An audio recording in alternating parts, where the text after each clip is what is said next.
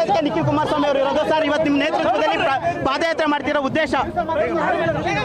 ಈಗ ರೈತರು 500 ದಿನಗಳಿಗಿಂತ ಹೆಚ್ಚು ಕಾಲ ಬೀದಿಲಿದ್ದಾರೆ.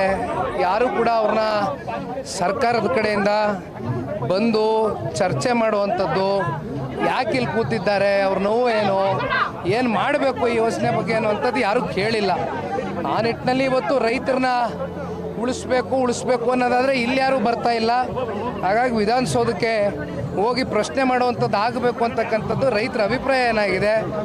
ಆ ನಿಟ್ಟಿನಲ್ಲಿ ಇವತ್ತು ರಾಜ್ಯದಾದ್ಯಂತ ಹಲವಾರು ಜಿಲ್ಲೆಗಳಿಂದ ಅನ್ನದಾತರು ಇವತ್ತು ರೈತರ ಜೊತೆ ಕೈ ಜೋಡಿಸಿದ್ದಾರೆ.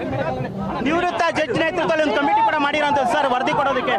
ಕಮಿಟಿ ಮೂಗಿಗೆ ತುಪ್ಪ ಸವರ್ತಕ್ಕಂಥ ಕಮಿಟಿ 4 ವಾರ ಬೇಕಾಯ್ತಾ ಕಮಿಟಿ ಮಾಡೋಕ್ಕೆ?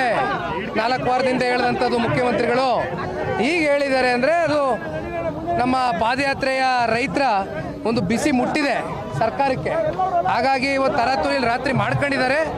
ಆದರೆ ವಾಸ್ತವದಲ್ಲಿ ಅವರು 30 ದಿನದಲ್ಲೇನೋ ವರದಿ ಕೊಡಬೇಕು ಅಂತ ಇದ್ದಾರಲ್ಲ, ಆ ವರದಿಯಲ್ಲಿ ಆ ಸ್ಕ್ರಿಪ್ಟಲ್ಲಿ ಯಾರು ಏನು ತಯಾರಿ ಮಾಡಿರ್ತಾರೆ, ಯಾವ ದಲ್ಲಾಳಿಗಳನ್ನ ಇಟ್ಕೊಂಡು ವರದಿ ಬರೆಸ್ತಾರೆ ಎಲ್ಲ ಕೂಡ ಗೊತ್ತಿದೆ.